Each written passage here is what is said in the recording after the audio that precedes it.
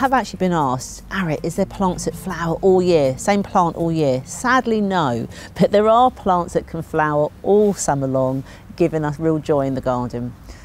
The rose, repeat flowering roses are just the best. Of course, you can cut them and have them for the house as well. So roses like Lady Charlotte or Thomas à Becket are really, really good stalwarts for having in your garden. And a little tip that I've also been told is to underplant them with salvias. Now that's great because salvias are also long flowering.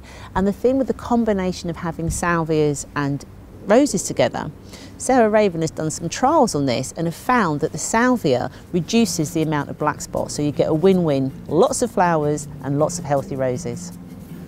I feel like I repeat myself a lot when it comes to the dahlia, but they are a plant that keeps giving and giving and giving. They are profuse in their flowering. They love to be cut. I mean, you can get a new flower within about 10 days, so a must-have within any garden. And because of the range of colours and shapes and sizes, I bet there's one out there for you. If you really want to keep the garden going throughout the summer, I would encourage you to put annuals in your borders or your containers.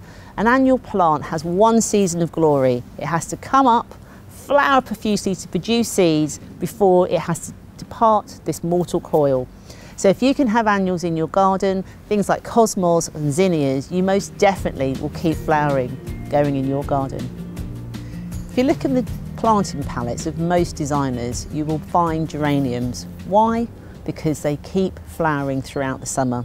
Johnson's Blue is a firm favourite. The great thing about geraniums is that you can put them front of border to mid border, and because they have really far-reaching stems, those flowers can pop up and come through the rest of the border but without actually taking over. So if you want some long flowering plants in your garden, definitely head to the geraniums.